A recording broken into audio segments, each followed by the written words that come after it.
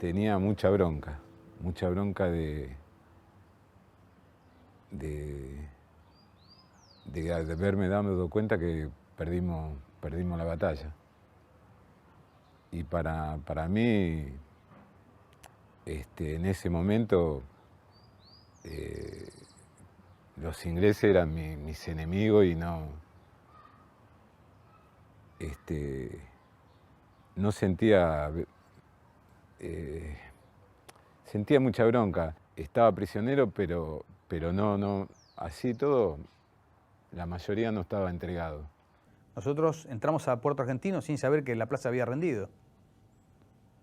Entramos por la tarde y la plaza había rendido a la mañana, o sea, todavía seguíamos con las ganas de seguir combatiendo cuando ya todo estaba terminado.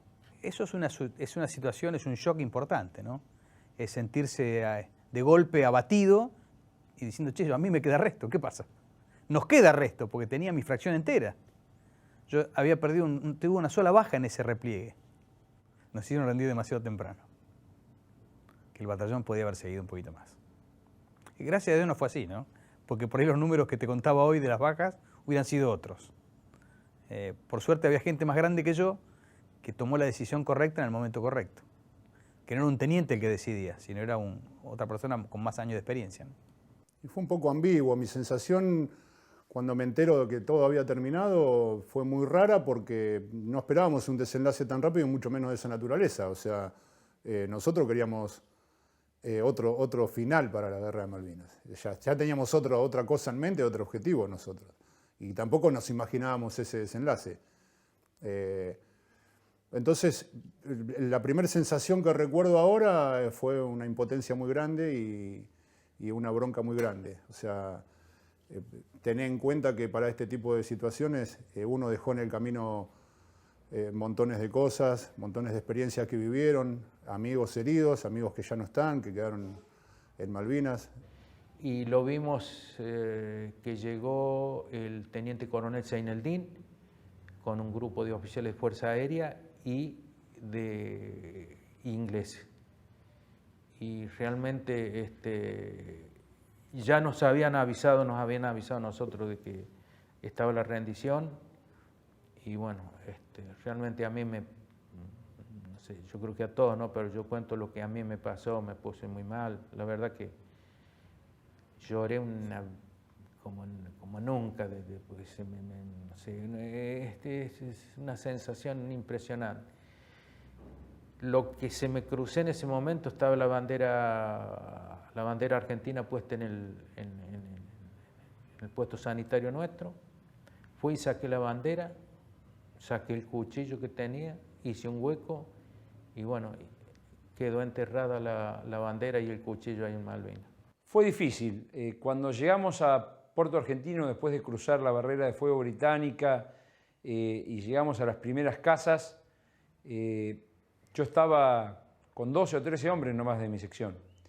Y yo ignoraba quiénes estaban vivos, sabía de algunos pocos que habían muerto y mi primer sentimiento fue de fracaso. Me sentía muy mal. Serían las 11:30, 12 del mediodía. Y le cometí a uno de soldados, que era el soldado del pelotón comando de compañía, Brito, alias el Loco Brito, le comenté eso, que al final me había preparado para la guerra durante 4 años para conducir una fracción en combate y había fracasado rotundamente, que evidentemente el error había sido mío. Y ese era mi sentimiento. El Loco Brito, me acuerdo que se rió, me palmeó la espalda y justo en ese momento le pidió a otro soldado que nos sacara una foto con su cámara de fotos.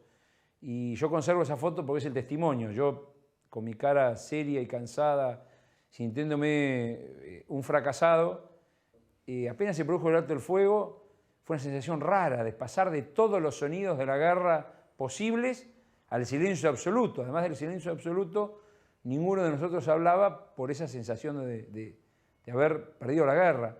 Yo recuerdo que miré el Monte Dos Hermanas y el Tambledon antes de que nos fuéramos hacia el sector del aeropuerto y sentí una tremenda nostalgia, no solo porque sabía que en esos sectores había soldados míos caídos, yo no sabía cuántos, sino porque yo sentía que esa era mi casa. Yo durante 3 meses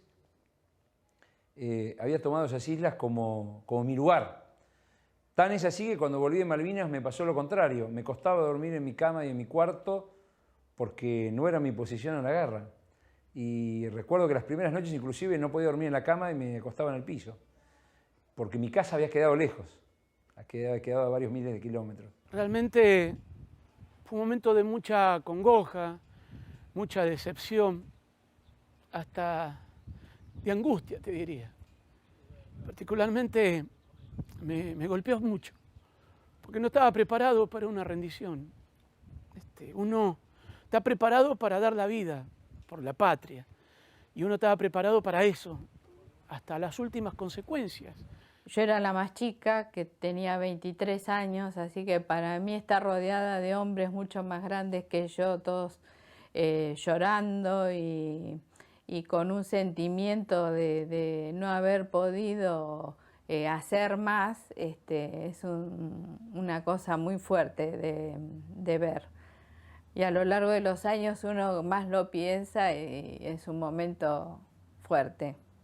Y ver esa noche que ya habían ordenado la retirada y ver a lo largo, desde el puente de Mandos, nosotras subíamos para ver, porque a pesar de que el buque no entra en Puerto Argentino porque es tan grande el calado, estábamos muy cerca y veíamos cómo de los montes bajaban los soldados y dejaban el armamento ya para la rendición. Al día siguiente, el 14, el día 15, que estábamos en una cueva, en un búnker, cuando empezó la madrugada de esa noche, se había terminado el 14 de junio, el día 15 era mi cumpleaños, y me acuerdo que yo en ese momento no entendía por qué no podía doblar mis rodillas, recién ahí reaccioné un poco, y era porque las tenía hinchadas de los golpes y de los cambios de posición que había hecho, no las podía doblar.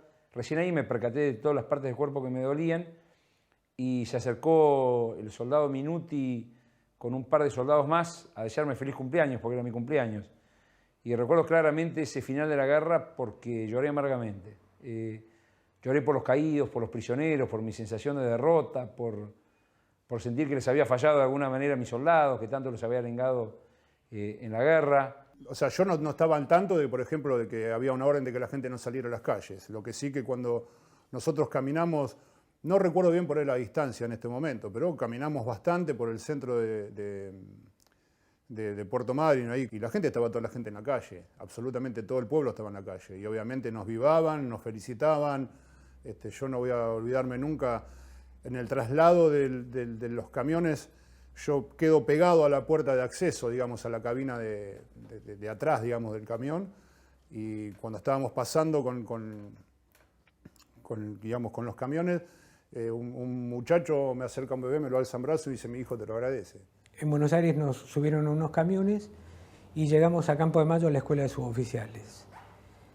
En la escuela de suboficiales todavía no sé por qué, mientras nos desplazábamos, estuvimos 2 o 3 días hasta que nos permitieron salir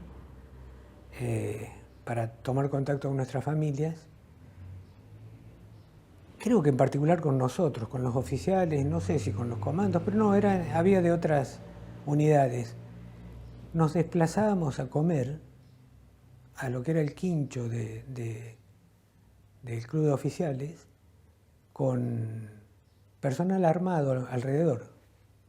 No sé si eran soldados o aspirantes de la escuela, pero iban armados con fusil, como encuadrando al grupo. Por eso siempre digo irónicamente que fui prisionero de la propia tropa, ¿no? Una vez que estuvimos en la Escuela General Lemos, nos afeitaron, nos dieron ropa nueva, nos dieron de comer, nos engordaron un poquito, y a partir de allí dijimos: bueno, ya llevamos un día, ya vamos por el segundo día, queremos salir, queremos llamar a nuestra familia. No podíamos llamar, no podíamos salir. Ahí nos dimos cuenta de que desde que bajamos del buque británico hasta ese momento nosotros éramos prisioneros de los mismos argentinos. Ahí me sentí más prisionero que los 7 días que estuve con los británicos. Y en la base, bueno, ahí fue todo un misterio, no nos dejaban hablar con nadie, prácticamente, nos aislaron, nos recibieron, nos trataron también bien, pero en este sentido que nos acotaron toda la libertad y las posibilidades de hablar y manifestación, ¿no? Si bien estábamos tranquilos, hubo una inspección sanitaria para saber en qué estado estamos, y nos costó un poco llegar al domicilio, no fue fácil.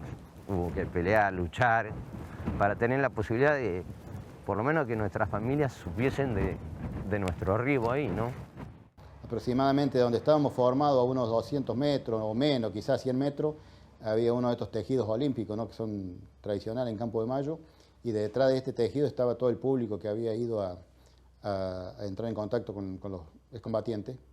Y yo a esta distancia veía a mi viejo, mi padre, que caminaba atrás de este alambrado, ¿no? Y decía, imposible que sea él, porque y aunque sea divino, puede saber que yo estoy acá. Entonces lo miré más de una vez y bueno, era él, pero no quería ilusionarme, ¿no?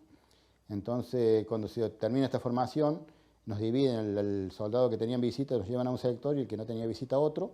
Y bueno, me llaman a mí por abecedario, uno de los primeros que llaman al sector de la gente que tenía visita, pero no podía convencerme que era él, llegué a creer que era un tío mío que vivía en Capital, que era él posiblemente la visita que yo tenía. Entonces cuando nos llevan a esta especie de una compañía, un salón donde íbamos a recibir la visita, eso sí, veo a mi tío, veo a mi padre, a mi madre y a 2 personas más de mi pueblo, ¿no?, que eran ellos la visita que tenía.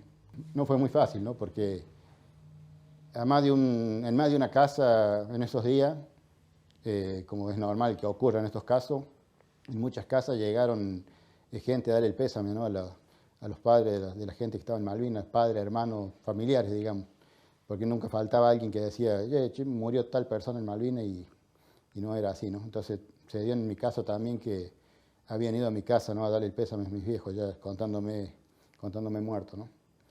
Volvimos a casa y lo único que nosotros teníamos de compañía era la familia. Mi padre, mi madre que me abrazaban. Inclusive hay un tema muy importante, que sabían que yo era muerto. Entonces yo llego a la casa de mi hermana que vivía en el pueblo y le digo, soy yo. No puede ser si está muerto. Entonces la vecina que estaba enfrente le golpeó y dijo que me conoció mi voz y le llamó a mi hermana, acá está tu hermano. No puede ser si él murió, no, está ahí. Entonces mi cuñado tenía un camión, me llevó a mi casa y me dejó, todavía me escondió dentro del camión y se bajó él para avisarle a mi mamá, porque si yo me aparecía así se iba a desmayar o podía pasar. Entonces le dijo que yo había vuelto, que no había muerto. Y bueno, allá recién está ahí él. Y sentí el abrazo de papá y de mi mamá. Después de estar 2 días allí en la Lemos, nos llevaron hasta Constitución, donde agregaron dos vagones a un tren de pasajeros, y desde allí nos condujeron a nuestra unidad de destino a Mar del Plata. Y cuando llegamos a Mar del Plata, la gente, media ciudad de Mar del Plata, estaba en la estación de trenes esperándonos, y allí no hubo forma de que nos mantuvieran prisioneros. Allí la gente se aglutinó simplemente para vernos, para tocarnos, para decirnos gracias por haber estado. Y yo pensaba, eso no me olvido nunca, que nos iba a esperar la gente, la misma gente que vimos en la plaza cuando se recuperó Malvinas, ¿no? No digo que iba a ser una fiesta, porque para nosotros era duro. Veníamos todos en silencio porque era duro traer una derrota. Y ver la bandera inglesa en Malvinas fue lo peor que me pasó. Y bueno, creo que a muchos. Pensaba en eso, en que no iban a recibir el periodismo, la gente, que iba a haber un desfile. Y que bueno, después la realidad fue otra, fue que salimos en un camión tapado, con lonas. Y bueno, sí, el recibimiento en Mercedes fue muy lindo, de la gente, de la familia. Pero fue eso nada más. Ese es mi primer recuerdo, el sentir que así como yo estaba vivo, había un montón de padres, sin importar si eran militares, civiles, que estaban pensando lo mismo, si su hijo estaría vivo. De hecho, mis propios padres se preguntaban si su hijo estaba vivo. Recuerdo el subteniente Oliver, que su padre, que era teniente coronel, ese mismo día cuando se enteró que su hijo había regresado a la guerra vivo, de la emoción tuvo un paro cardíaco, murió ese mismo día, lo cual apenas llegamos al alojamiento lo llamaron a él y se fue a velar a su padre. Recuerdo que ese día, cuando me despedí del soldado Diciulo, que me acompañó con todo valor junto con el soldado Minuti en toda la guerra y era el radiooperador de mi equipo, le grita al padre cuando bajamos de los micros que lo esperara en la casa con milanesas y papas fritas para comer. Como su papá también le pasó lo mismo que Oliver, llegó a la casa y preparando las papas fritas, de la emoción su corazón le dijo que no y paró de latir con la tranquilidad de saber que su hijo había vuelto de la guerra vivo. Y después, bueno, el regreso a mi casa con esa sensación de que le pasó a muchos veteranos de guerra de por qué yo estoy y mis soldados no. La guerra de Malvinas fue muy dolorosa para los que nos tocó volver. Fue dolorosa la derrota y fue doloroso también la falta de reconocimiento. Acá en Buenos Aires no tuvimos el recibimiento que por ahí todos los veteranos esperábamos. O sea, cuando llegamos a Palomar, el traslado es a la escuela de suboficial al sargento Cabral. Ahí nos tuvieron 2 días.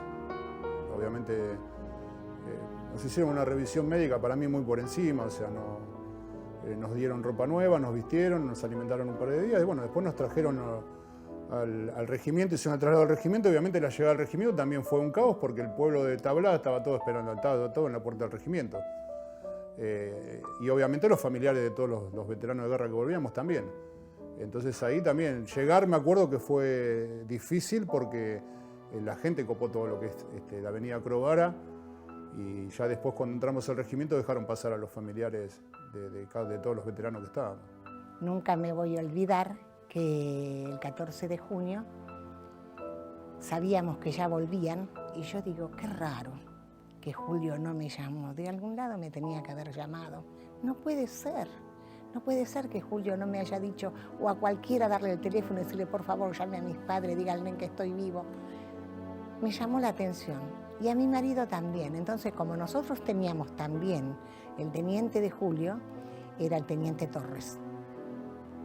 Entonces, ¿qué hizo mi marido? Eran las 7 de la mañana, llamó a la casa del teniente Torres, que estaba la esposa, lo atendió la esposa y le dijo, yo soy el padre de Julio Rubén Cao, un soldado de su esposo. Quiero saber si tuvo bajas. Y la esposa le contestó, no le puedo decir, Cao, eso, perdóneme, pero no lo he visto a mi marido todavía para nada, no sé nada. Así que ya mi marido era como que presentía que podía haber habido bajas y quería saber, ¿viste? Y bueno, después mi yerno fue al 3 de Infantería, que estábamos cerca, habló con un oficial del 3 de Infantería y le dijo a mi yerno que Julio había caído. Nosotros nos enteramos de la muerte de Eduardo. Yo, sinceramente, yo como hermana, un año después me di cuenta que mi hermano no volvía. Recuerden que yo era chica, ya tenía 10 años. Lo que sí me acuerdo fue que avisaron que empezaron a llegar soldados de Malvinas, llegaban al regimiento 7. Todavía me hago esa pregunta y no entiendo por qué en el regimiento apagaron todas las luces, cerraron todo, apagaron, o sea, se cortó las luces de la calle, las luces de mercurio se cortaron. Empezaron a llegar los colectivos y empezaron a llegar muchos taxis con soldados y ahí era, encuéntrense como puedan, ¿no? O sea, era bajar y era un mundo de gente, de madres, los gritos, son también esas cosas que uno lleva en la cabeza, los gritos desgarradores de las mamás. Mi papá me puso en sus hombros y me dijo, grita soldado Araujo, grita Araujo, grita Araujo. Yo gritaba Araujo. Lo que yo recuerdo que nos volvimos a casa y no sabíamos nada, o sea, Eduardo no aparecía. Y lo que papá le dijo a mamá, seguro que viene en otro contingente. Y así era siempre, seguro que viene en otro contingente. El 7 de junio del 82 es cuando cae el avión de papá, ¿no? Que cae con Falconier, Lotufo, Luna y Marisa. Eran 5 en el avión. Nos manda a dormir y ella nos transmite al otro día la noticia. Sí, esto es parte de la reconstrucción. Ese día se llenó de gente la casa, pero nosotros éramos chicos. Yo tenía 7, mi hermana 5. La verdad que no entendíamos mucho qué pasaba. Y al otro día nos transmite la noticia para el nivel de la edad que teníamos. Y mi respuesta, que esto me lo cuenta mamá, yo realmente no me acuerdo, es: ¿y ahora quién nos va a hacer reír? Yo siempre supe, es como que no tengo un recuerdo de que, digamos, a partir de cuándo. Yo siempre lo supe, porque mi mamá siempre me fue contando mi historia. Pero bueno, fue una cuestión de ir completando piezas, ¿no?, para ir armando el rompecabezas que me permite conocer a mi papá. Teníamos esa incertidumbre, bueno, y esperar que él volviera. Pero era la vida que él había elegido, o sea, de eso estábamos completamente seguros. Y bueno, después sí, fue muy doloroso, por ejemplo, ya cuando sabíamos que la guerra había terminado, que empezaban a volver al continente y no teníamos noticias de él. ¿Viste? Papá desde un primer momento dijo: Roberto murió. Y yo le decía: no, papá, tenemos que esperar. Vos sabés que él es comando, a lo mejor está escondido, está en alguna posición lejos, ya va a aparecer, ya vamos a tener noticias de él. Y él me decía: no. Él no se va a rendir, no se iba a rendir, me dijo, él ya murió. Y viene prefectura a mi casa para decirme qué había pasado, pero yo pensando que me lo traían, que venía él, yo dije terminó o se vinieron, no sé yo, ni nada que ver. Era para avisarme que había fallecido y que le habían dado sepultura ya. Fue un desastre, para mí fue un desastre, porque veníamos de ver un amigo que lo habían operado y bueno, y esas cosas que yo dije, teníamos que ir para otro lado y no, dije, vamos a mi casa, vamos a casa, digo, después te acompaño, le digo a mi esposo, ¿para dónde vas a ir vos? Para mí me llevaba, parecía que algo me decía, anda a tu casa primero. Y bueno, y llegué ahí, fue un impacto. Yo ni me acuerdo, no sé qué pasó con el termo, con el mate, ni me acuerdo qué pasó. Se rompió, hasta el día de hoy yo nunca supe qué pasó. Nosotros nos enteramos, en realidad mi mamá se enteró primero, escuchando radio de onda corta, yo creo que el mismo lunes del hundimiento de la Isla de los Estados, porque ella escuchó que se habían escuchado explosiones a lo lejos y ya ella, sin estar muy segura de lo que había pasado, ya tenía esa intuición de mujer de que lo habían hundido el barco. Y a nosotros nos vinieron a dar la información de que estaba desaparecido el buque, porque no sabían tampoco qué es lo que había pasado, al viernes siguiente. El hundimiento fue un lunes y nosotros nos enteramos oficialmente de que estaba desaparecido un viernes. Cuando uno es joven no tiene conciencia de lo que está pasando. Aparte, lo que nos habían dicho a nosotros es que el buque y los tripulantes estaban desaparecidos. Y uno siempre tiene, por más que tu raciocinio te dice, no, lo más probable es que hundieron el barco y que están todos muertos. Bueno, pero uno siempre tiene esa pequeña luz de esperanza que uno cree que puede llegar a estar vivo en algún lado. Y uno siempre tiene esa esperanza de volver a verlo y de que suene alguna vez el teléfono, suene el timbre y que vuelva. En mi caso, yo estuve un mes y pico preso en una cámara frigorífica en San Carlos, en un buque en el San Edmond, con algunos de mis suboficiales. Y lo hice realmente no pensé que iba a volver, yo pensé que íbamos a quedar allá. Cuando tuvimos la bendición de poder venir y estar acá, el día que venía de uniforme, paré en la puerta de mi casa, me bajé del auto, iba a entrar y en la vereda pasó una persona por al lado y me escupió. Pensar que por este señor vengo de combatir, de ofrecer mi vida, de gente, mis amigos, mis suboficiales, mis soldados murieron por este señor que se atreve a escupirnos. Volvimos con la mano vacía. Patria, te debemos eso. Volvimos, algunos creemos que sin honor y sin gloria, pero con la seguridad de que te dimos todo. Con la seguridad y que a lo mejor la duda de que quizás había más para darte, mucho más. Pero bueno, la fuerza y la opulencia del ambicioso, del invasor ambicioso, pudo más. Señor, ¿cuánto hubiéramos dado para permanecer tan solo una hora más en ese lugar? Entonces vino el regreso. Llegar acá. Hay ciudadanos que ignoran lo que es un veterano.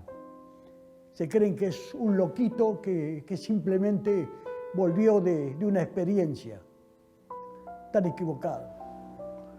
Un veterano no es otra cosa que un hombre que volvió con la esperanza de que la patria le dé una oportunidad mayor. Un veterano es un joven desolado, buscando por los hospitales a sus compañeros. Un veterano es un hombre que sueña con poder reintegrarse dignamente en medio de la comunidad argentina. Esos fueron nuestros primeros días, los días de desmovilización, los días de confusión. Eso es el regreso del veterano.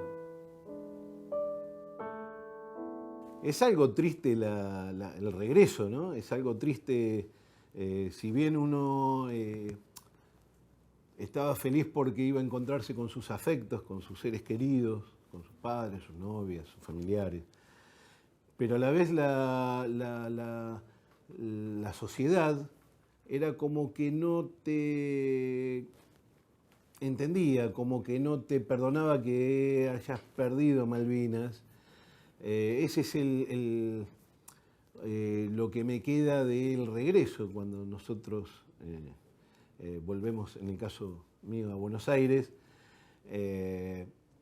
Como que la sociedad, bueno, fuiste a Malvinas, está bien, o sea, ya pasó, miremos, y no te reconozcan lo que se dejó allá, los compañeros que quedaron allá, no te reconozcan al día de hoy los combates que se libraron allá. A partir de que finalizó la guerra, bueno, lamentablemente, no solamente la fuerza, sino que todo el país se empezaron a olvidar de aquello que fueron a combatir, que fueron a dar su vida por la patria, y comenzó ese silencio de que nadie tenía que contar ni nadie tenía que hablar de lo que había ocurrido en Malvinas. Era como que nosotros éramos los culpables de haber perdido la guerra. Ahí empecé a sentir, digo, ¿cómo puede ser? Mi compañero dio la vida, yo yo estuve jugando con la muerte, estuve cara a cara con la muerte y esta vez se la gané, la partida.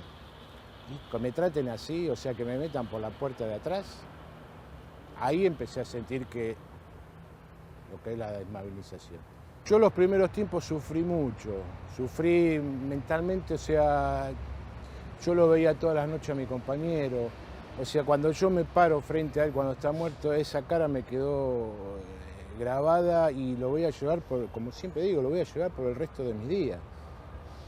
Entonces yo sentí un dolor y bueno, después gracias a mi familia, ¿no?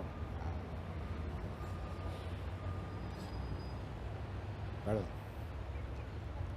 Lo fui superando y bueno, acá estoy. La sensación que me dio mi jefe de unidad en ese momento cuando volví, el jefe de la Policía Militar, ¿no?, era que estaba molesto porque yo había vuelto con vida. Esa era la sensación que yo tenía, que irónicamente yo le dije, y lo dije así a voz en cuello, que había especulado con la viudez de mi señora, ¿no? Pero esa fue la sensación que sentí permanentemente. Que éramos un problema, un estorbo, los que habíamos vuelto. Calculo que lo ideal hubiera sido o volver ganadores o que no volviera ninguno. La guerra aún no terminó. La guerra para nosotros aún no terminó, porque terminó aquel combate que tuvimos contra los ingleses. Después tuvimos otros combates con nuestros propios gobernantes, por lograr ser reconocidos, por lograr que nos reconozcan como ciudadanos, porque nos querían esconder. Todo en ese tiempo, los gobiernos de turno, no voy a hablar de partidos ni de nombres, pero los gobiernos de turno siempre trataron de escondernos a nosotros. Entonces, la guerra para mí todavía no terminó. Ingresamos a territorio continental argentino y nos escondieron. Y a partir de ahí viene la desmalvinización. Muchos dicen, bueno, el soldado se las tuvo que arreglar solo, mientras que el oficial o el suboficial estaba dentro de las Fuerzas Armadas. Bueno, yo les puedo asegurar que no era así. Voy a hablar de ejército concretamente. El ejército, a nivel, no institución, pero a nivel hombres, nosotros habíamos perdido la guerra. Para ellos nosotros éramos los responsables de la derrota. Y eso lo hemos vivido durante mucho tiempo. Por suerte después fue cambiando esto. Pero no se podía hablar de Malvinas, porque lamentablemente el hecho de Malvinas, del cual nadie tiene duda como argentino de nuestros derechos soberanos sobre las Islas Malvinas, pero el hecho de la recuperación de las islas fue asociado a la dictadura. Y esto le hizo mucho mal a la causa Malvinas. A mí, en lo personal, y cuando yo me reúno con todos los excombatientes, los compañeros, los soldados, los oficiales con los que estuvieron en combate, el combate, no importa Malvinas, pero el combate, la guerra, hace dos hombres. Uno antes que empezaste y otro después que terminó la guerra. Pero aún más, en esta guerra, que es una guerra justa para los argentinos y para los que vestíamos uniforme y aquellos civiles que nos acompañaron, por saber que esto era una guerra justa y era una guerra de nuestra bandera y para nuestra bandera y por nuestro país, donde dimos absolutamente todo, este antes y después es muchísimo más marcado. Pero más aún marcado cuando aquellos por los cuales vos peleaste no te reconocieron. Y a mí me pegó mal y me daba cuenta de que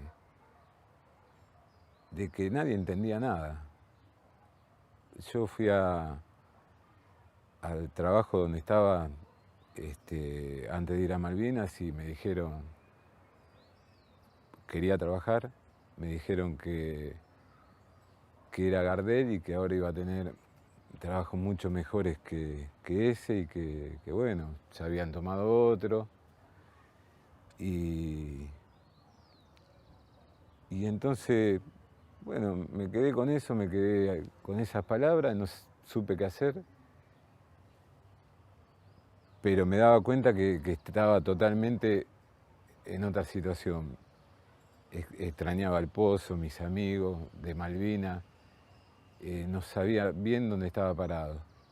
Lamentablemente, y acá hago responsable a la conducción política, a la conducción del momento,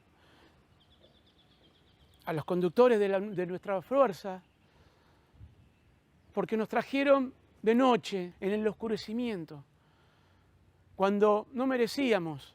Sobre todo, uno es un soldado profesional para el cual está preparado y estaba preparado, pero no merecían nuestros soldados clase ese regreso sin gloria. Y eso es lo que no se los perdono, porque eso ha sumado a que muchos de nuestros soldados quizás no pudieron tener la visión de poder visualizarlo o poder sobrellevar ese dolor. Y muchos de esos hoy ya no están, que son los suicidios que hubo en el post-Malvinas. Y mucho ha tenido que ver ese tipo de regreso. Pisar el continente y vivir estos casi 30 años con la indiferencia de toda la sociedad. ¿Cuántos murieron después por abandono, por suicidios, por malas atenciones, por estar, por el abandono a veces de la familia que no los entendía porque no se los podía bancar? Hay muchos que todavía no pudieron hablar ni contar sus experiencias. La indiferencia de las autoridades, de la gente, de los vecinos. Y eso es muy duro. Eso fue muchísimo peor. Yo noto que hubo una tremenda desmalvinización, que de esto no se habla, porque la guerra se perdió, porque se hicieron mal las cosas. Se hicieron mal las cosas, sí, se hicieron mal las cosas, pero los muchachos, los que pelearon, tanto sean civiles, tanto sean soldados, tanto sean suboficiales y tanto sean oficiales, que pelearon y murieron, o pelearon, realmente sabemos nosotros porque somos los familiares y porque tuvimos la suerte de conocer un montón de héroes, tanto los que quedaron como los que volvieron. De eso nunca se habló. De las pelotas que hubo en Malvinas, de eso nunca se habló. Hay historias que solamente nosotros sabemos, pero porque estamos en este núcleo, porque se habla de Malvinas, pero vos hablás con gente de afuera, la gente común, que no le pasa, que no pasó por Malvinas. Hay gente que no tiene ni la más pálida idea qué pasó. Vos le hablás de Malvinas y te dicen, pobrecitos, esos chicos que los mataron de hambre y los mataron de frío, y pobrecitos. ¿Pobrecitos qué? Mi hermano no es ningún pobrecito. Mi hermano, junto con sus 648 compañeros, tuvieron unas pelotas como las tuvo San Martín, como la tuvo ese soldado desconocido que hoy descansa al lado de los restos de San Martín. Entonces, pobrecitos, ¿por qué? Porque a un mayor se le antojó hacer algo mal. O sea, hablen de los que hicieron mal los grandes, pero los que hicieron las cosas bien, de eso no se habla y eso no se recuerda. Y yo creo que esto es lo que lleva a muchos veteranos de guerra a quitarse la vida, al no reconocimiento de la sociedad argentina cuando la guerra termina. Aquí en este mismo dique 4 subió la planchada Omar Corbalán. Era engrasador de máquinas del río Carcarañá. Fue uno de los 42 tripulantes del buque. Él decía, cuando estábamos en Malvinas, decía, y ya habíamos abandonado el barco y estábamos en el pozo, Corbalán decía, y bueno, ahora nos van a considerar mucho más, hasta inclusive será más fácil conseguir en barco, decía Corbalán. Será más fácil, van a tener, estuvimos en Malvinas, decía, ¿cómo no voy a conseguir un embarque? Esa era inclusive su visión, ¿no? Su visión de lo importante que estaba haciendo, de que iba a ser visto de otra forma. Y bueno, a los 3 meses de volver de Malvinas, Corbalán se suicida. Es un dato muy importante, es el primer suicidado de los veteranos de Malvinas, que era un marino mercante y un tripulante de Río Carcarañá, un compañero mío. Y habría que ver si cuando volvió se encontró que eso que él pensaba no existía. Solamente había estado en su cabeza cuando estábamos adentro de un pozo. Es muy duro porque no solo aquellos que por decisión propia quisieron terminar con su vida, por sus problemas sociales, por sus problemas económicos, la solución fue el suicidio, que tenemos algunos de esos compañeros, y el tema de salud, que también era muy importante en esa en esta posguerra, ¿no? Justamente este año, el primer año que me tocó estar acá al frente de este centro, estar en 5 velorios de camaradas. Y eso a mí me tocó muy de cerca, porque en el año 2011, hasta el día de hoy, han fallecido 5 excombatientes en la provincia de Misiones, en la cual yo decía así cuando veía a mi compañero ahí, en la cual 3 de ellos eran de mi propia compañía. Entonces decía, ¿por qué nos tiene que pasar si todavía no tenemos 50 años y tienen que morir 5 en un año? Entonces digo, algo, y el último caso fue terrible porque se vio, se notó, porque le llevaron por los médicos no le encontraron nada y fue por problemas de depresión. Yo creo que la mayoría que se han ido así es porque falta la luz, como dije anteriormente, la esperanza de que seamos reconocidos. Entonces, a medida que nos vamos, no tener ese reconocimiento, nos vamos alejando de un foco, que es el foco de reconocimiento de todos aquellos que estuvimos. Entonces, por eso vuelvo a insistir en el foco de que no somos reconocidos. Entonces, por eso la gente que tiene tanta presión encima de uno, que llega un momento y toma una determinación que no tiene que ser. Pero lamentablemente lo toman porque levantamos la cabeza como decir, mira al vacío y no encontramos nada allá, ¿viste? Y la posguerra es muy difícil. Te voy a decir por qué la posguerra es fea. Porque la posguerra es una cosa que vos estás luchando con una oscuridad.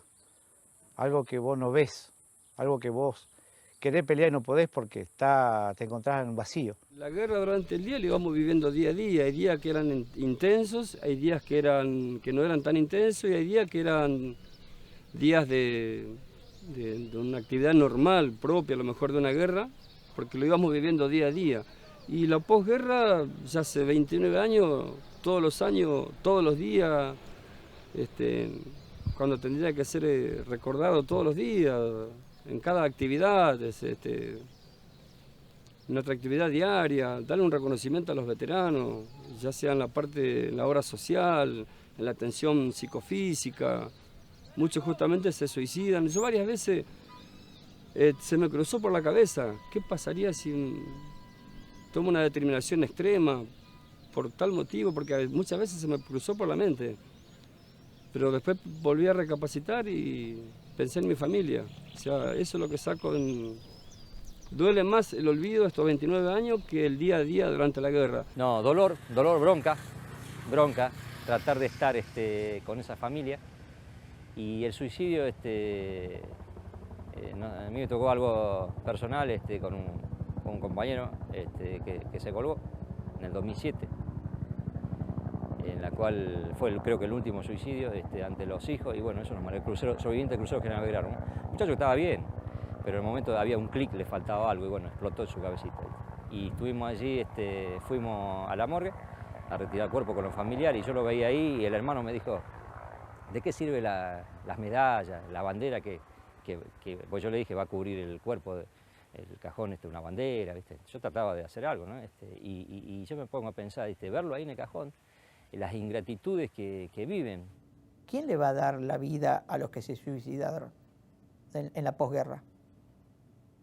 ¿Quiénes le van a dar lo que perdieron de aquellos que todavía empieza el 1 de mayo y todavía no pueden dormir? Nadie. Ni bandería política, ni Estado, nadie. Cuando alguien, por ignorancia, por desconocimiento, yo estoy seguro que no lo dice de mala leche, dice por la guerra inútil. Ustedes saben el dolor que le causa a esa madre, a ese hijo de ese héroe de Malvinas. Y ese héroe de Malvinas no lo dijo Jorge Taranto, lo dijo el Congreso de la Nación, donde están los verdaderos representantes del pueblo, y fueron declarados héroes nacionales. Ese es el primer paso. El segundo paso es recordarlos, pero con un sentido para que no mueran por la segunda muerte. Hay una muerte que es la muerte física y una segunda muerte que es la muerte del olvido. Bueno, es misión nuestra de que no mueran por segunda vez. Me duele a mí y sé cuánto le duele a los familiares de los caídos, que digan que fue una guerra injusta, una guerra absurda, que se perdieron vidas. Y la vida perdida defendiendo la propia tierra nunca va a ser una vida mal perdida, ¿no? Si bien la guerra hay que tratar de evitarla, porque ninguna guerra es linda, ninguna guerra trae cosas buenas, pero llegado el momento de defender nuestro propio suelo con la vida, hay que defenderlo, y hay que dar la vida por él. Yo siempre pienso que uno tiene que pensar quién se beneficia de cierta propaganda que hace el enemigo. Primero de todo, tratan de disminuir a los combatientes, llamándolos los pobres chicos de la guerra. Realmente yo pienso que lo dicen por ignorancia, porque no vivieron ni tuvieron a nadie que les explique qué fue lo que pasó realmente. Eran señores, hombres, hechos y derechos. Hombres, hechos y derechos. Todos, sin excepción de armas. Hombres, hechos y derechos. Y les molesta mucho a los soldados que les digan los chicos de la guerra. Son hombres, hombres con unas letras mayúsculas y bien grandes. Se comportaron como hombres, hombres valientes. Yo trato de que cambien ese término porque lo que fuimos a Malvinas y los soldados con Cristo no fueron chicos, fueron jóvenes que fueron a defender la patria, y se va a defender la patria ya con una madurez, digamos, incalculable. No fueron chicos, fueron hombres, verdaderos soldados que fueron a dar la vida por la patria, no fueron chicos. Y después tuvimos este enfriamiento, no sé si llamarlo así, de unos 7, 8, 10 años, ¿no?, que vivimos los veteranos de guerra, un silencio. Un silencio que creo que nos dimos cuenta nosotros mismos, ¿no?, que teníamos que romper ese silencio y comenzar a hablar, ¿no? Porque si vimos en 10 años que los gobiernos que habían transcurrido hasta ese momento no tocaban el tema Malvinas, al contrario, trataban de taparlo, de ocultarlo, de ponerlo bajo la alfombra. Los veteranos tuvimos que tomar la decisión de salir adelante, levantar la cabeza y poner el pecho nuevamente y hablar lo que fue Malvinas y contarlo y difundirlo y contar la verdad de Malvinas. Yo creo que hay muchos factores que empezaron a cambiar esto. Fue cuando los excombatientes empezaron a hablar y contar sus verdaderas historias. Porque al principio no hablaban, estaban callados y todos nos comprábamos la historia que nos vendían algunos traidores, por decirlo así, ¿no? Porque para mí son traidores, cipayos traidores.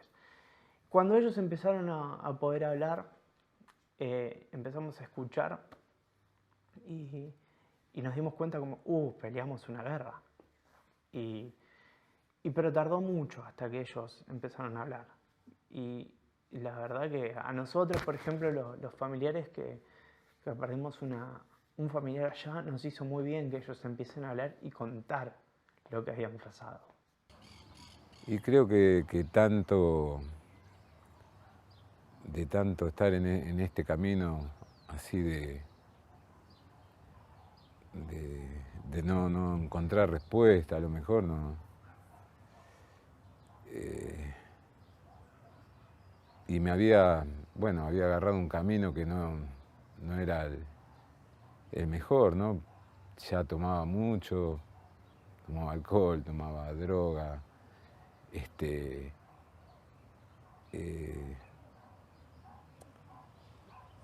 tenía depresiones porque, no sé, sentía que no me sentía mal y quería estar en Malvinas. Yo la verdad que necesitaba estar en Malvinas, me sentía culpable por algunas cosas, ¿no? Por decir, podría haber hecho más, ¿por qué no me cargué a mi compañero y lo llevé a Puerto Argentino, ¿no? Cosas así. Y las imágenes de la guerra te machacan y no se te van nunca, es algo muy duro. Muchas veces venía así del trabajo o no sé, de 2 o 3 días que faltaba a mi casa y quería estrellarme contra un árbol. Lo pensé miles de veces, no montones. Y bueno, yo no me di cuenta que toqué fondo. Se dio cuenta mi señora, mi familia, mis amigos que ya no daba para más, ¿no? Mi situación y me internaron en Campo de Mayo. Y bueno, ahí empieza un tratamiento largo de pastillas y bueno, de contención con psicólogos, con médicos. Y bueno, y ahí empecé a hablar de Malvinas, porque mi familia, mi señora, hasta ese momento no sabían, habían pasado casi, no sé, 18, 19 años y todavía no había contado un montón de cosas que las tenía guardadas, ¿no? No las podía contar.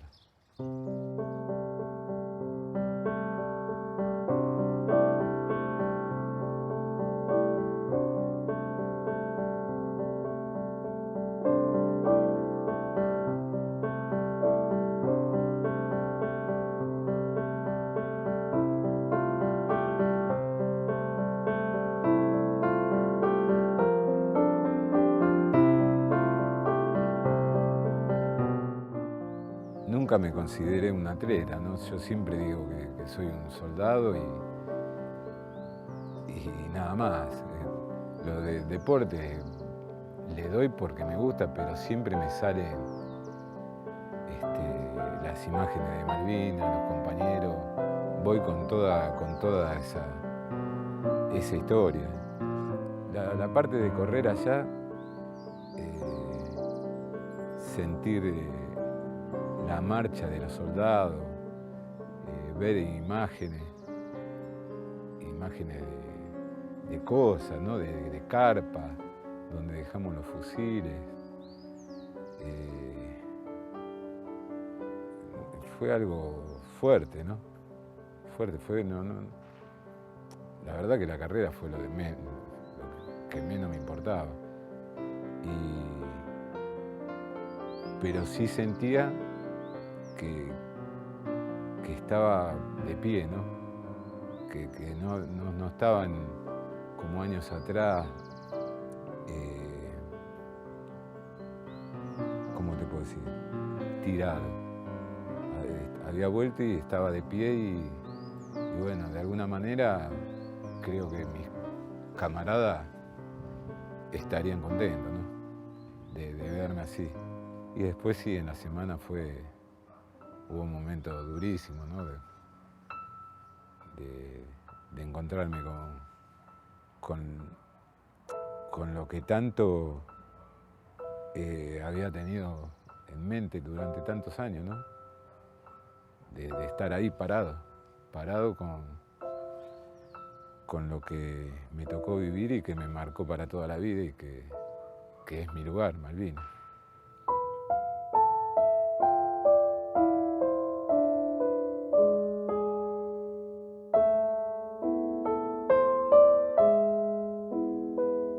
El regreso me permitió descargar muchas cosas. Yo tenía que pedir disculpas, sentía, ¿no? Que tenía que pedir perdón a mi compañero.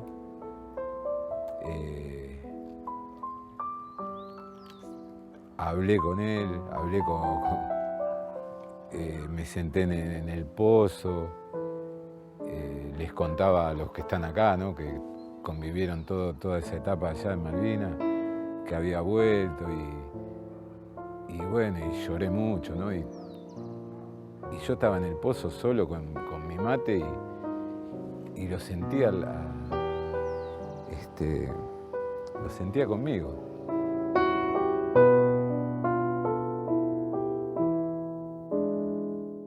Llegamos y me dejan al pie del monte. Hasta ahí estaba todo bien. Entonces yo había ido en zapatillas, ¿no? Entonces le digo, bueno, me subí, le pongo la camioneta, me calzo los borseguíes. Cuando piso, cuando bajo, hago 2 metros, ahí me caí, me quebré y empecé a llorar. Sentí como diciendo, no te puedo explicar qué, en ese momento me largué a llorar y me acordé de mi compañero.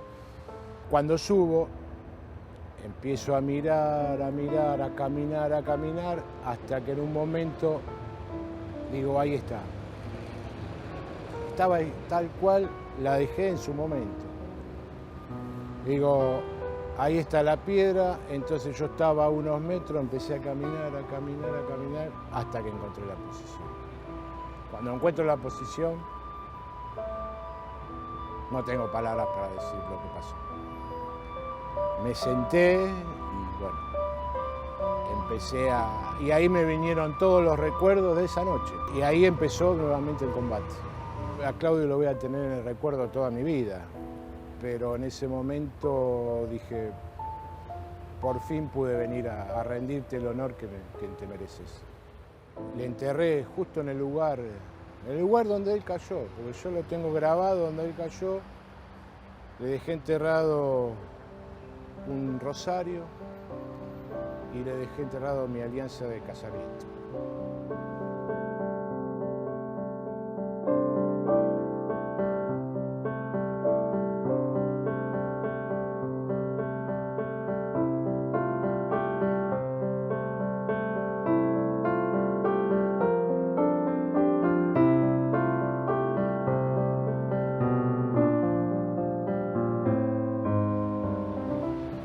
Yo podía haber estado en el lugar de él.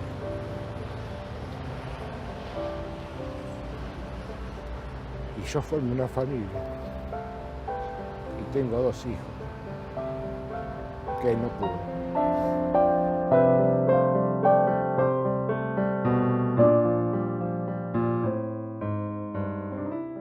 Lo que siempre mi mamá me contó fue la despedida que tuvimos con mi papá. En el casino de suboficiales del regimiento. En ese momento todavía el regimiento estaba en la ciudad de La Plata. Y bueno, cuenta que estábamos los 3 sentados en una mesa. Y bueno, y había mucho nerviosismo de parte de ellos 2. Y obviamente me lo transmitían a mí. Entonces yo estaba llorando, gritando como un bebé. Y bueno, mi papá saca de su chaqueta una cajita de chiclets, tira los chicles sobre la mesa y me lo da para que yo haga un ruido como una corneta. Se lo baboseé todo, la cajita de chiclets termina toda baboseada porque yo era un nene. Al terminar la despedida, él coloca todos los chicles nuevamente dentro de la cajita, se lo guarda en la chaqueta y con esa cajita de chicles se va a Malvinas. Y bueno, estando en Malvinas hay una carta fechada más o menos los días de mayo, 15 de mayo aproximadamente. Yo cumplía meses, yo nací el 15 de agosto del 81, bueno, y 15 de mayo del 82 mi papá me mandó una carta en la cajita de chicle, toda escrita sobre esa cajita y bueno, hasta el día de hoy la tengo. Después de 22 años, justo el mismo día, el mismo 11 de junio, después de 22 años de Malvinas, junto a Fernanda, justo ese día nos enteramos de cómo habían pasado las cosas en Malvinas. Con respecto a bueno, lo que pasó con papá y ella con respecto a lo que pasó con su hermano. Ese día, el 11 de junio, estábamos en La Plata y se acercó un soldado que llorando me abrazó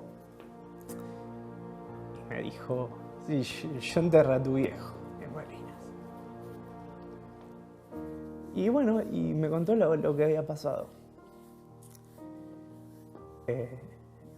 Bueno, me quiebra un poquito. Enterarme que fue enterrado en Malvinas y por él, bueno, es como que fui cerrando un círculo, ¿no? Y me hizo muy bien. Hablar con él me hizo muy bien. Y él se sacó una mochila muy grande también en ese momento que habló conmigo. Mi hijo para mí hoy es un ejemplo. Y para mí es un orgullo muy grande. Para la patria, mi hijo entró por la puerta grande, al altar de la patria. Así.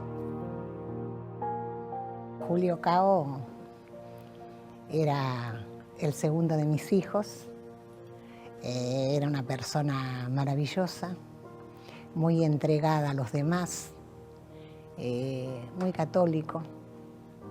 Una persona muy íntegra, con muchos valores, con muchas convicciones.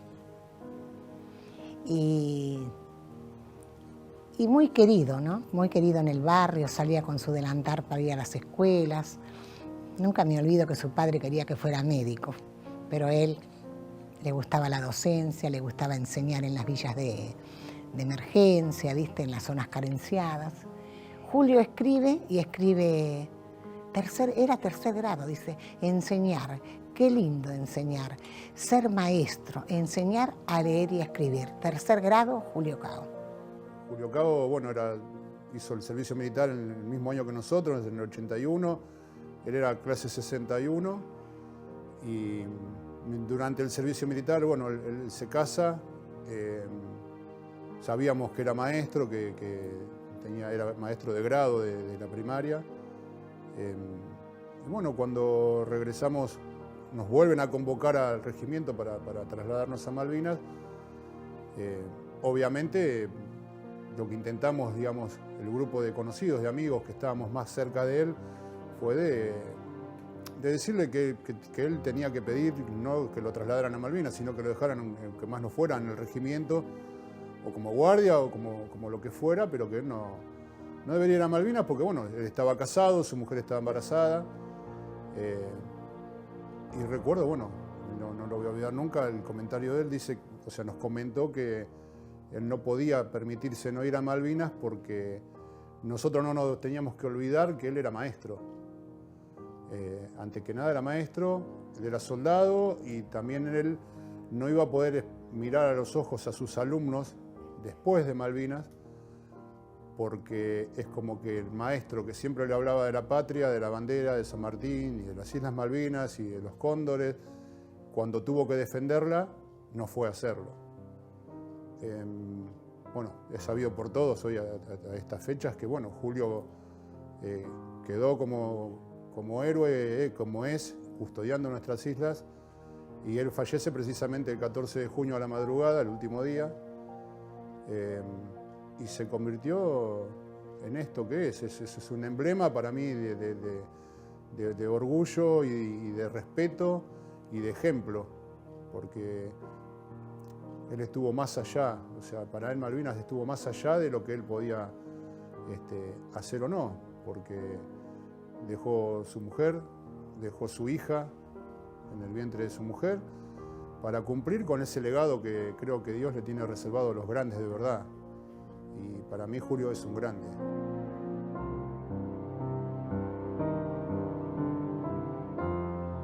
La verdad es que no sé qué significa ser de la colina. Sé lo que significa tratar de igualar al Comodoro de la colina. No sé si estoy a la altura de las circunstancias. No creo que esté nunca. Porque yo no creo que hubiera reaccionado de la misma manera que reaccionó él. Tampoco tengo la misma formación.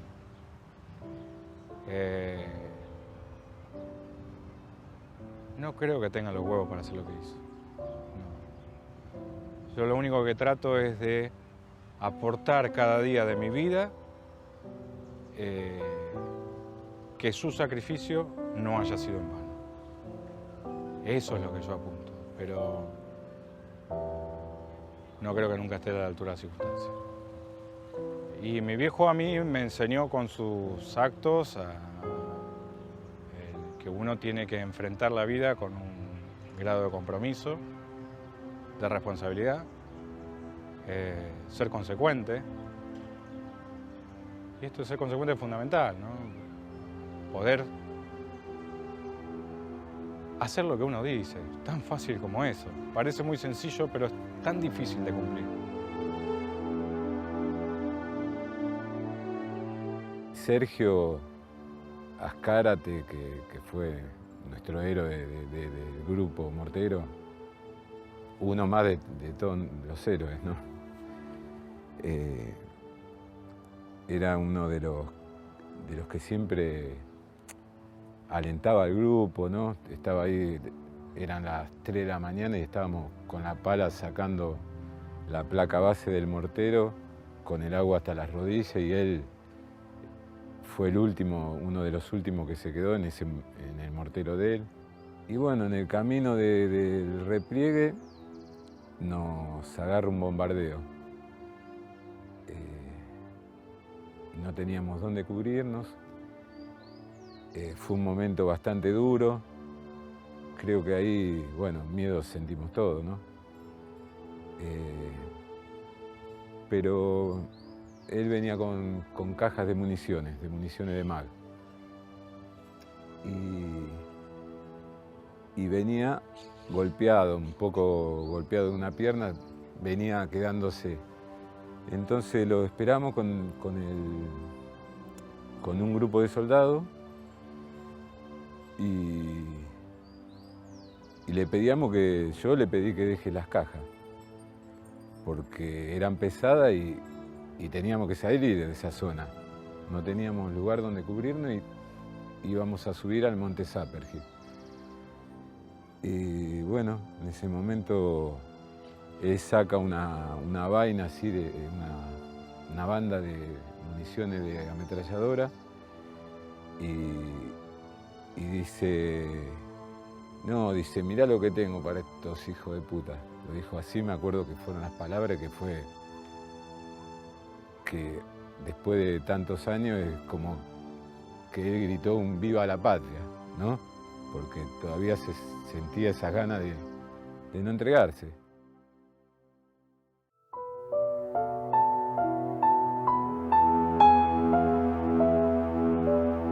Roberto nació acá en Posadas el 24 de febrero de 1957 y era el séptimo de la familia.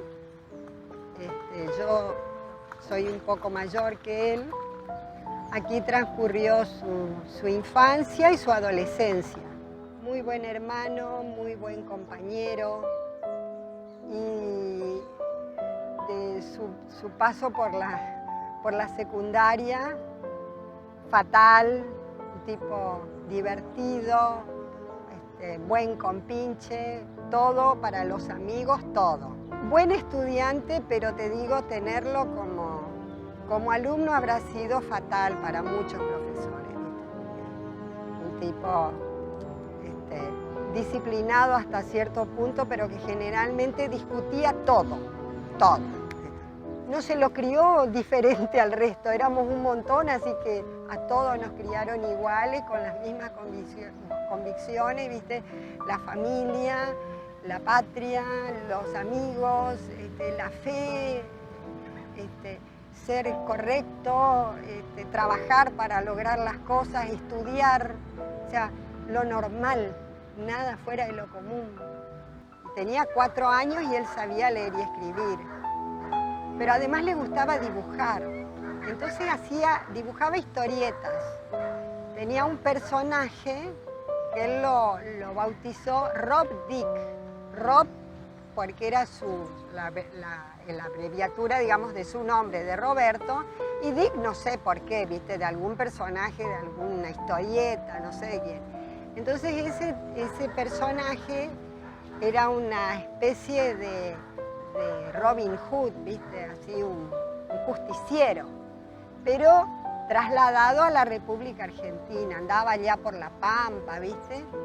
Y en una de sus historietas, Rob Dick se iba a recuperar Malvinas. El personaje que él quería ser en Rob Dick, me parece que lo logró, ¿viste? O sea, fue a Malvinas, quedó allá, porque él no iba a volver.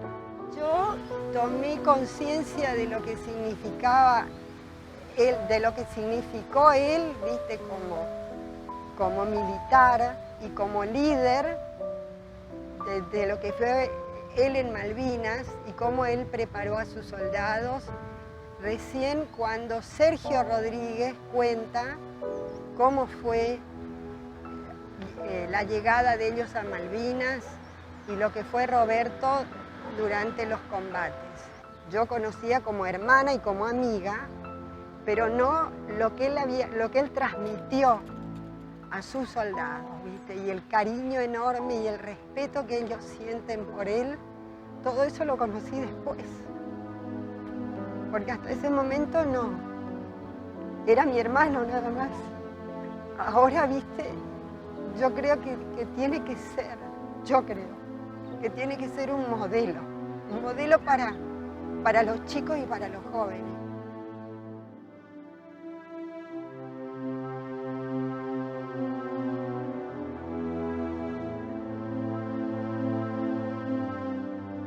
Julio era un chico travieso, alegre, como todos los chicos que están bien. No le gustaba mucho estudiar, era medio regán, le gustaba andar en bicicleta, le gustaba correr carrera de bicicleta, se preparaba para eso, andaba.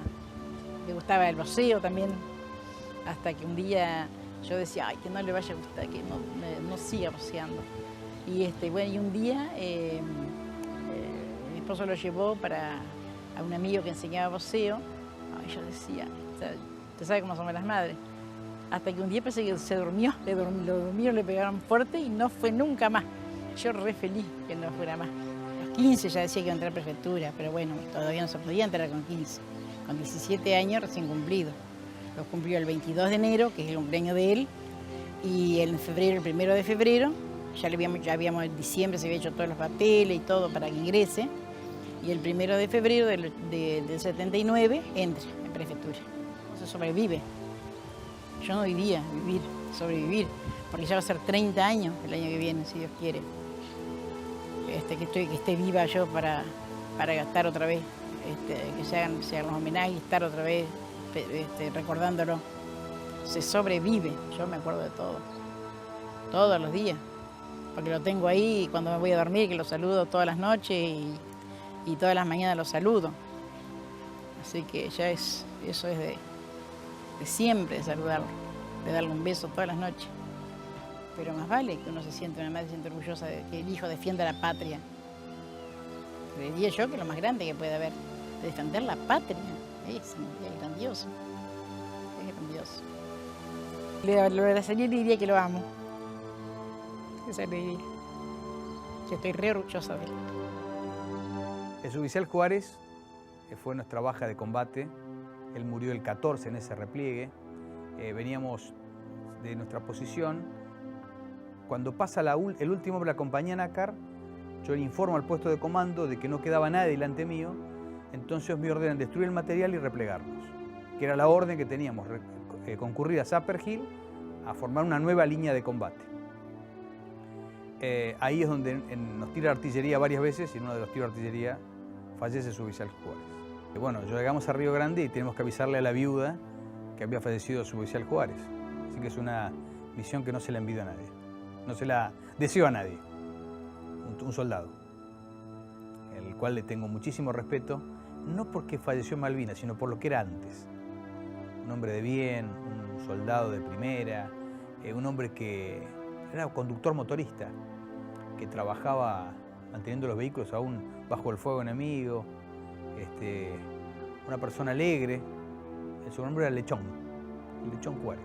Era un lechón, era un bueno como el lechón. Entonces tengo el recuerdo de esa buena persona que no tuvo la suerte de volver.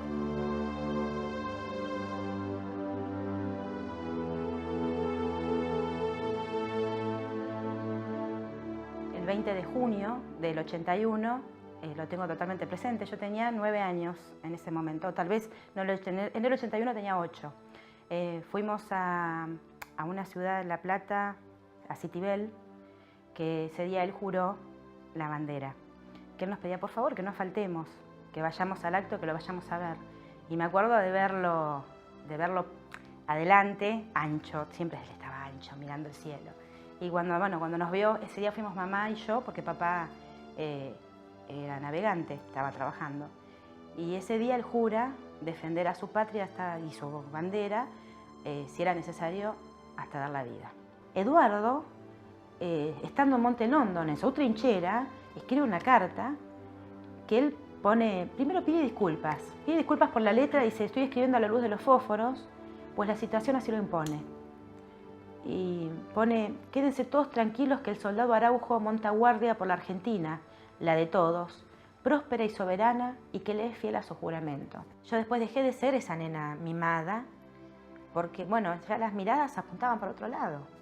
Era, ¿dónde está Eduardo? ¿Qué le habrá pasado? Y como que quedo un poco, hoy me doy cuenta, ¿no?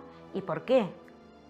En algún momento me hicieron sentir mal, pero hoy, desde grande y después de mucho dolor, entiendo a mamá y a papá. ¿Por qué mi vida fue distinta como hija y cómo cambia mi vida después de este suceso? Y qué distinta hubiese sido mi vida si Eduardo hubiese vuelto. Y bueno, y partió, así como ven, uno a veces pasan acontecimientos que uno recién al tiempo, ¿no?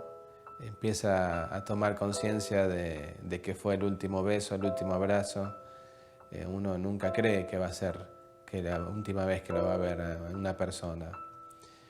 Y bueno, y así salió y partió para Malvinas, convencido, eso sí estoy seguro, convencido de la decisión que había tomado de ir a luchar por su patria.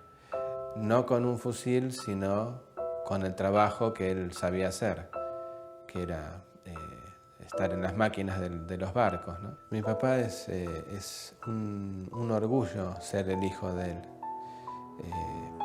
Uno siente un dolor muy profundo de haberlo perdido, pero uno con el tiempo va teniendo conciencia de la decisión que tomó de ir a enfrentarse al enemigo. Uno siempre lo tiene en la mente. Capaz que en pequeñas cosas, pero diariamente uno siempre lo tiene en la mente. Fue un ejemplo a seguir, no solo por mí, sino por muchas personas. Fue un ejemplo. Casco, el macho Casco. Así le decíamos, el macho Casco. El macho Casco. El macho Casco, mientras estábamos en la Escuela de Aviación Militar, era parte del equipo rugby. Casco era tipo con una rectitud, con principios, era una persona áspera, pero bella como persona, con principios muy claros. Cuando fuimos a Malvinas, él era jefe de sección de los A4, casado con Ivonne, y bueno, nos tocó la guerra y el 13 de mayo el macho Casco muere porque quiere ir más allá de lo que realmente puede hacer. Al macho Casco, junto con Farías, que es un numeral de hierro, porque sabiendo lo que estaba haciendo, le formó y nunca se le despegó del lado de él. Los dos murieron juntos, pero en realidad fueron más allá del deber.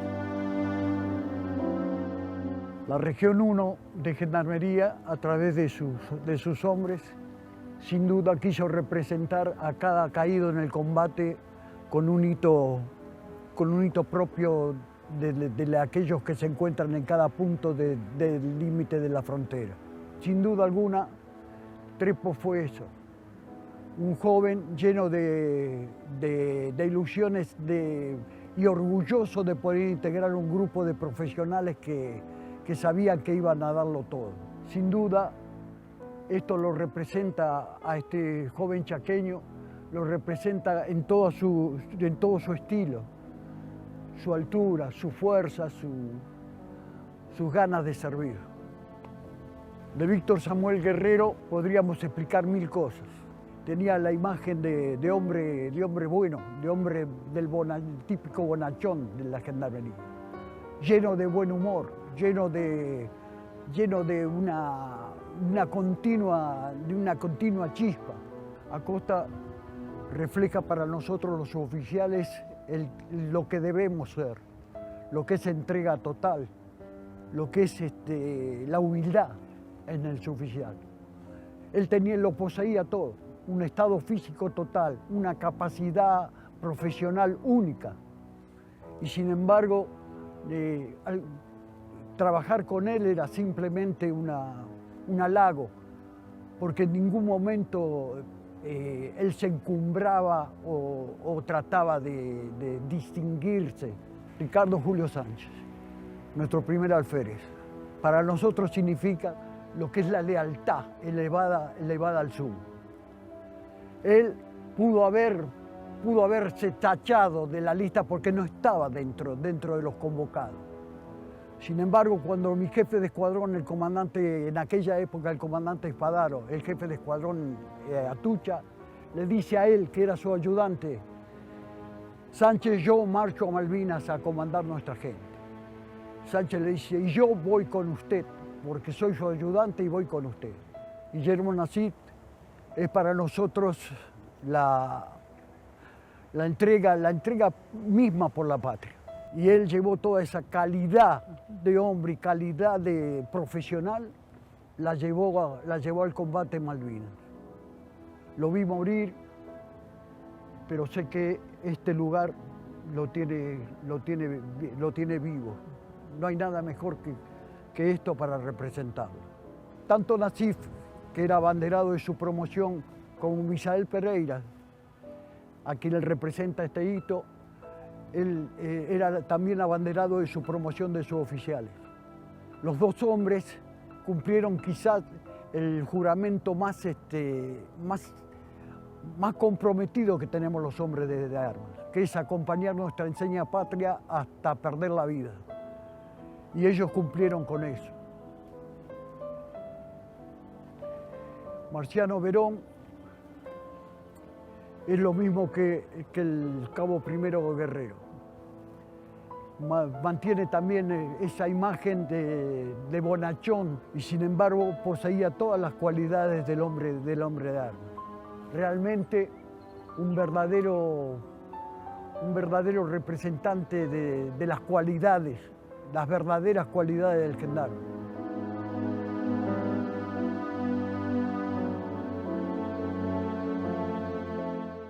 En el resto de mi vida, en realidad pesaron las pérdidas, más que nada.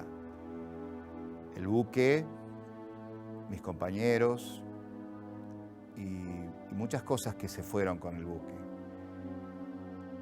Hubo también mucha desilusión, porque lo que nosotros considerábamos loable para nuestro país, yo vi morir gente que entregaba su vida y su máximo sacrificio pensando de que estaba haciendo algo, ofrendando algo a su patria.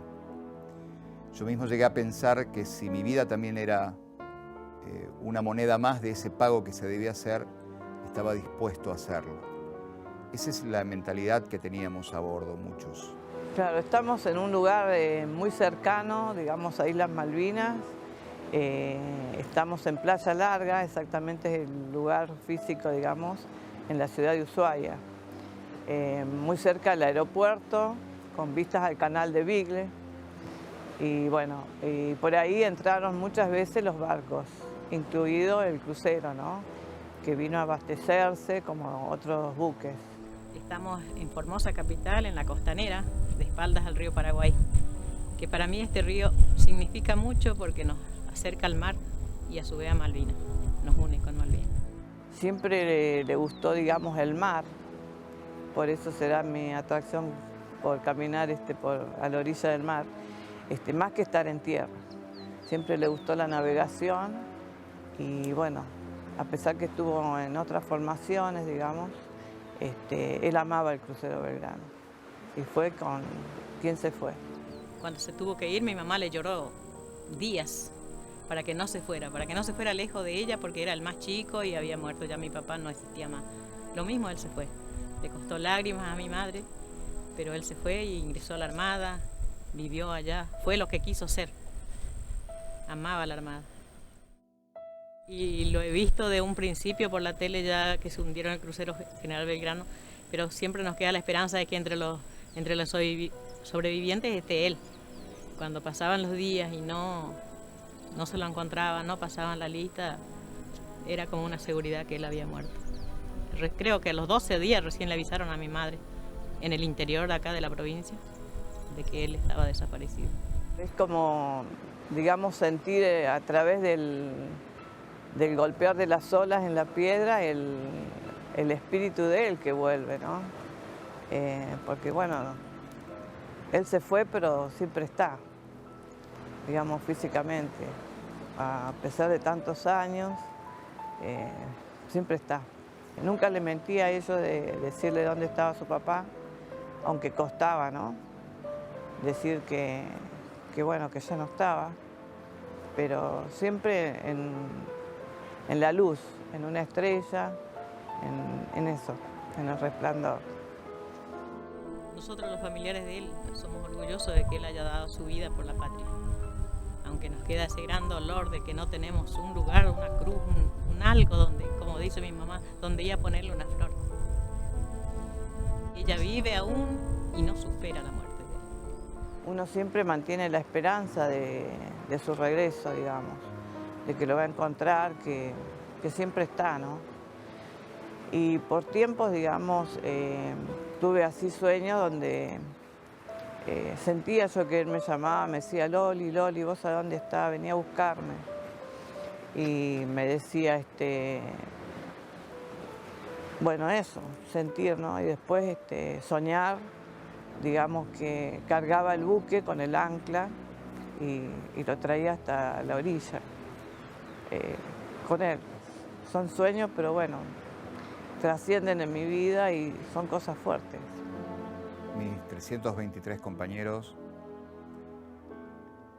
siguen estando en mí, sobre todo los más allegados, los compañeros que estuvieron en la escuela, los que vivían conmigo. Y sigo teniéndolos muy presentes en mi memoria. Son por los que debemos los veteranos luchar justamente por recuperar la memoria de tanto sacrificio. Son 323 en el crucero y otros tantos en tierra. Una sola vida que se da por la patria debe ser reconocida por sus pares, debe ser valorada por sus pares. Y es una empresa de todos los argentinos, no solamente de los veteranos de guerra, ni de su familia, ni de la gente que se interesa más por esto. Es parte de nuestra historia, es parte de mi vida, de la vida de muchas familias que no pueden contar con su ser querido. Y son un motivo más para, a pesar del dolor y a pesar de tanta angustia, sigamos adelante diciendo que las Malvinas son argentinas y van a serlo el día de mañana. A veces siento en la espalda la mochila de que tengo que dar testimonio de lo que hicieron mis soldados, de lo que hicieron mis suboficiales, aunque ello a veces implique algún sacrificio extra. La posguerra va a terminar cuando yo me haya ido, no sé cuándo, y me vaya con la tranquilidad de saber que le conté a mis conciudadanos y a mis compatriotas y a mis camaradas de armas quiénes fueron los oficiales, suboficiales y soldados que combatieron en Malvinas, porque para quien planifica las guerras, las bajas, son números, y es lógico que así sea porque no conocen, pero para qué jefe, un joven jefe o un joven oficial o suboficial o soldado, cada baja tiene un nombre y un apellido y tiene una historia de vida que a uno lo acompaña siempre. Entonces, mi misión es contar lo que hicieron esos suboficiales y esos soldados y va a terminar cuando me muera. Para nosotros va a ser eterna. La posguerra terminó para la sociedad, para la Argentina, tal vez, pero nosotros no vamos a llevar a la tumba eso. Eso no se olvida más. Durante la guerra uno tenía la obligación de sobrevivir y que sobrevive el resto. Teníamos la obligación de pelear hasta lo último, con la idea de ganar, por supuesto. La posguerra es otra cosa, ya no depende de nosotros. Es la sociedad que es la que nos cobija o no. Ya no es el soldado con su fusil y su fracción peleando contra un enemigo. Ahora uno está inmerso en esta sociedad que es la que nos acepta o no nos acepta. Hay un momento del día, de la semana, no creo que pase más de una semana, en que o el ambiente, o el día, o el atardecer, pero hay un momento en el que uno se conecta con los recuerdos. Por eso digo que no es permanente, pero sí es constante, ¿no? No pasa mucho tiempo sin que uno compare alguna situación o la piense cómo sería si. Cómo sería si cuando veo a mi nieta, si el Tuco estuviese al lado mío. Y no hay forma de saberlo. Esa forma alguna vez de los chicos, de las personas, de acercarse a un veterano de guerra, aliviana mucho las heridas que tenemos. Nosotros hemos cargado por mucho tiempo una gran mochila sobre nuestros hombros. Y esa mochila ya últimamente nos estaba perforando el alma. Y cada vez que encontramos una adhesión de algunas personas que se acerca, aliviana mucho esas heridas que todavía tenemos. Y si la guerra fue dura psicológicamente, desde mi punto de vista, mucho más duro fue el haber llevado la guerra durante 30 años.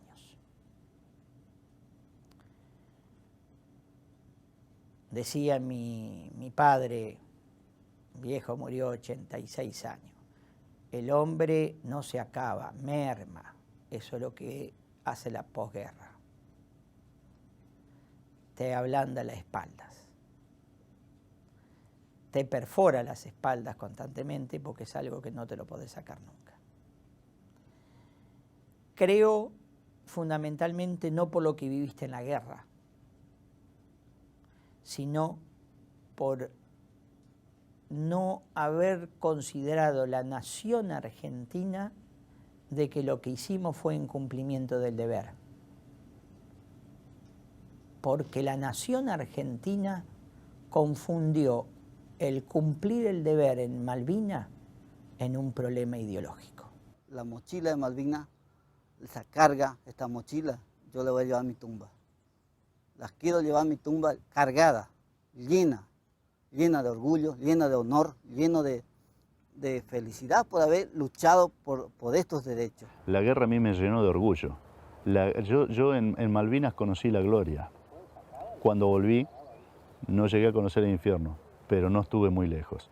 Entonces, la desmalvinización, el olvido, el saber que desde los gobiernos mismos se está generando que el pueblo argentino olvide ese territorio que legítimamente nos pertenece, eso es lo que realmente me ha dolido. La otra guerra es una guerra de vida, desde el 82 hasta que Dios nos permita estar en esta tierra, ¿no?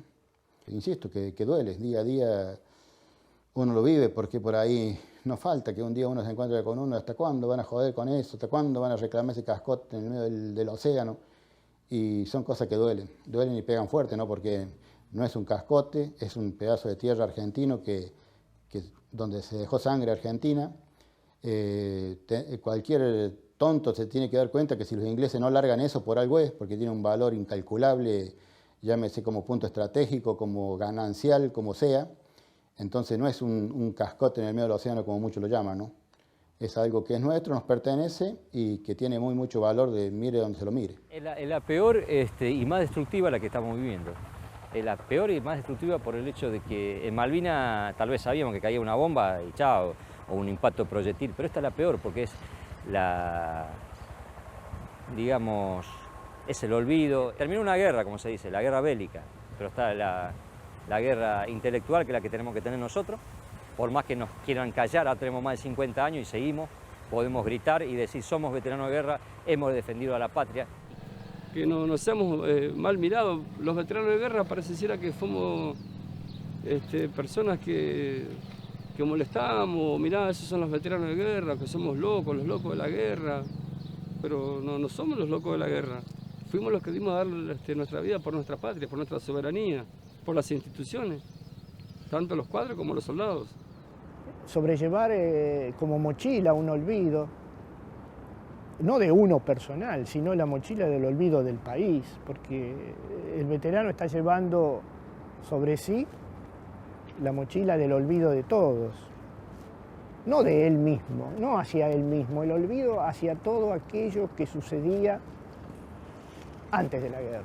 A lo largo de los años, esa desmalvinización que sufrimos se nota en mis hijos y en lo que cada uno expresa de lo que es Malvinas. Y yo sigo peleando y estudiando que a lo largo de los años nos han maltratado tanto en los actos de no invitarnos o de invitarnos para entregarnos un premio y olvidarse de enviarnos la tarjeta o colocarnos en las formaciones con las viudas de los soldados pensando que éramos viudas. Yo me siento una privilegiada porque Malvinas me dio un montón de amigos. Nos conocemos con un veterano y es como que hubiéramos estado toda la vida juntos. Yo que voy por todos los actos, es el hablar y contarnos qué hicimos y después contarnos lo que sufrimos en la posguerra. Yo digo que en Malvinas conocí la gloria, como siempre lo digo. Y decimos siempre la frase, el infierno cuando volvimos. ¿El infierno por qué? Porque se han quitado los valores, se han quitado un montón de cosas que nosotros después que volvimos vimos. Y pareciera que estuvimos en otro país cuando volvimos, sinceramente te digo. Hemos charlado con muchos y no sé si hemos crecido en sí, de golpe, pero cuando fuimos muchachos jóvenes, pero ya te dije como anteriormente, pero con un objetivo. Pero cuando volvimos muy grandes, muy desarrollados, con otra dimensión en nuestra vista, en nuestra mente. Yo creo que quedó todo quedó. Acá es solamente mi cuerpo dando vuelta. Nada se pone. Creo que el hombre no llora, pero bueno, tiene que llorar, porque el que no llora es hombre. Yo creo que es muy difícil decirte las palabras esas, pero estamos vacíos, yo vacío. Y bueno, acá mi alma quedó allá. ¿Qué te puedo decir?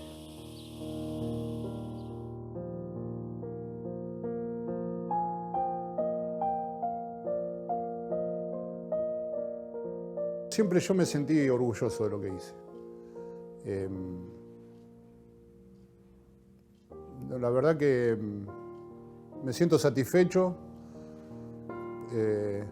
Creo que uno siempre siempre piensa si faltó algo más o si no creo que no pudimos haber dado más porque se dio todo lo que estuvo a nuestro alcance lo hicimos. Sí, fui a cumplir el deber como lo hubiera hecho cualquier soldado. Y digo soldado sin distinción de grados, ¿no? Ni de fuerza. Es el deber de todo soldado defender su patria. Eso está implícito desde el mismo momento que uno jura la bandera. Y el orgullo de ser argentino y si tuvimos que ir a defenderla y poner el pecho y estamos vivos por esas cosas de la vida, pero creo que es el deber de todo ciudadano argentino que quiere a su país. Yo creo que los verdaderos héroes están allá, ¿sí? O en el fondo del mar o en Malvinas. Después el resto, bueno. Esperaremos el retorno. Me siento tan bien de haber ido a Malvinas, que para mí, ya te digo, para mí, a 30 años de haber pasado lo que pasó en Malvinas, para mí realmente es tan, pero tan importante eso. Honrado por mi nación, por haberme permitido combatir, porque fue lo que yo elegí. Yo me metí al ejército para defender mi nación en el caso de que algún día lo necesitara. No deseo nunca que exista una guerra, menos después de haberla vivido. Desearía que jamás existieran las guerras, pero me siento honrado de haber sido elegido para poder participar de esa guerra, para poder haber hecho lo que, haber puesto mi grano de arena en aquello.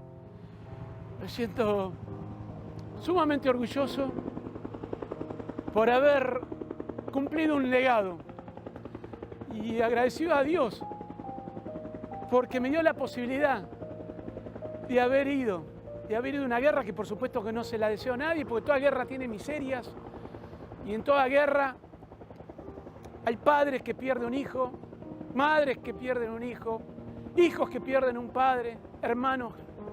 Poder haber ido a Malvinas a defender lo que es nuestro, poder haber entrado en combate,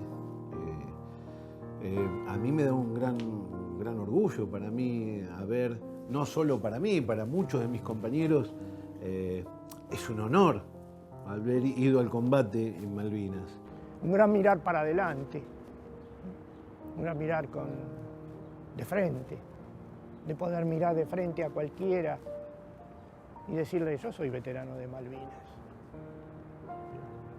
Y eso para mí, ser veterano de Malvinas, más allá de la condecoración de la medalla, es una medalla que llevo en mi corazón. Elegiría exactamente lo mismo.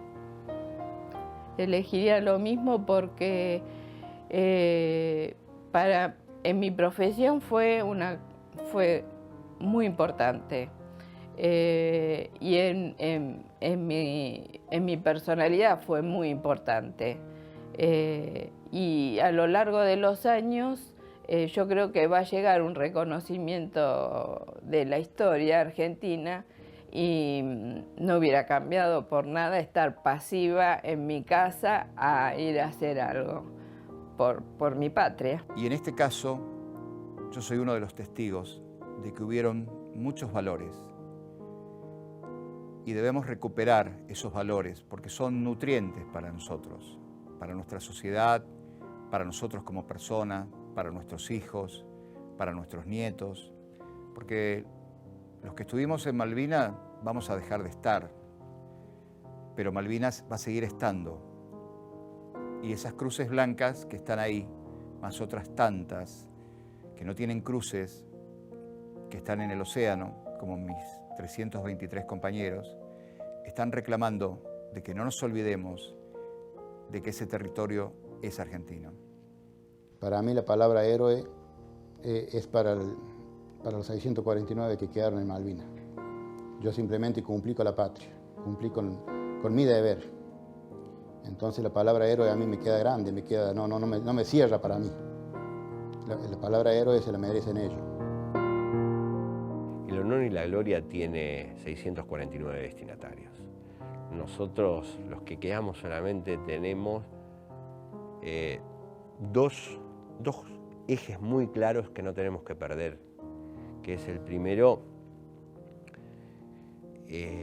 lograr que no nos olvidemos de aquellos hombres que dieron lo mejor que tenían, su juventud, su vida, por algo que no está muy de moda en los últimos tiempos, que es no saber renunciar, no saber traicionar, llegar a dar lo más sagrado que uno tiene, que es la vida. El honor es para cada uno de aquellos que entregaron lo más preciado que el hombre tiene, que es su propia vida. Tenemos 649 héroes que han entregado su vida por el convencimiento de estar defendiendo ese territorio que realmente nos pertenece. Para nuestros 649 héroes.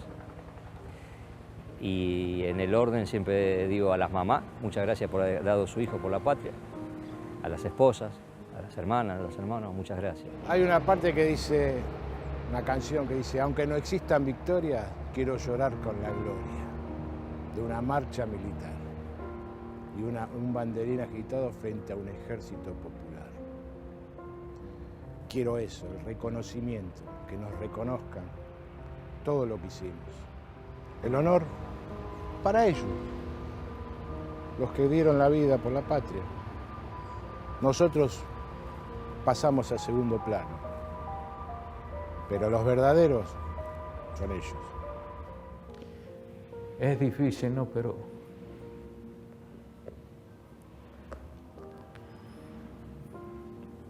y por los que quedaron allá. La gloria para los 649 héroes, que son los guardianes eternos de nuestras Islas Malvinas, que fueron simplemente a cumplir con su deber, con su misión de defender la patria hasta perder la vida. Y el honor para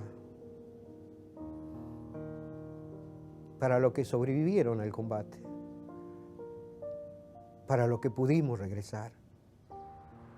¿Serías parte del honor y la gloria si se armara el despelote?